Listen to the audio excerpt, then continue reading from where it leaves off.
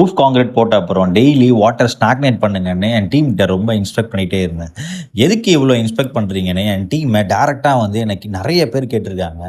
அதை பற்றி நான் சொல்கிறேன். க்யூரிங் பண்ணுறதுனால என்னென்ன ரியாக்ஷன் நடக்குதுன்னு தெரிஞ்சுக்கோங்க. க்யூரிங் பண்ணுறதுனால ஹைட்ரேஷன் ப்ராசஸ் நடக்குது. இந்த ஹைட்ரேஷன் ப்ராசஸ் ஃபார்ம் ஆகுறது எப்படின்னா, சிமெண்ட்டும் வாட்டரும் ரியாக்ட் ஆகுறதுனால இந்த ஹைட்ரேஷன் ப்ராசஸில் 3 கெமிக்கல் ப்ராசஸ் நடக்குது.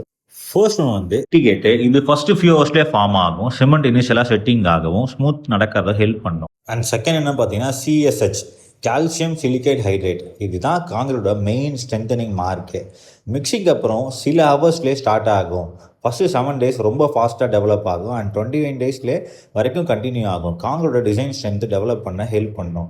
ப்ராப்பர் க்யூரிங் பண்ணால் அதிக சிஹெச்எஸ் டேல் ஃபார்ம் ஆகி காங்கிரீட் ஸ்ட்ராங்கரும் டென்சரும் டியூரபிளும் கிடைக்கும். சிஹெச்சோட பை ப்ராடக்ட் தான் கால்சியம் ஹைட்ராக்சைடு. இது ஹைட்ரேஷன் ப்ராசஸில் ஃபார்ம் ஆகிற பை ப்ராடக்ட்.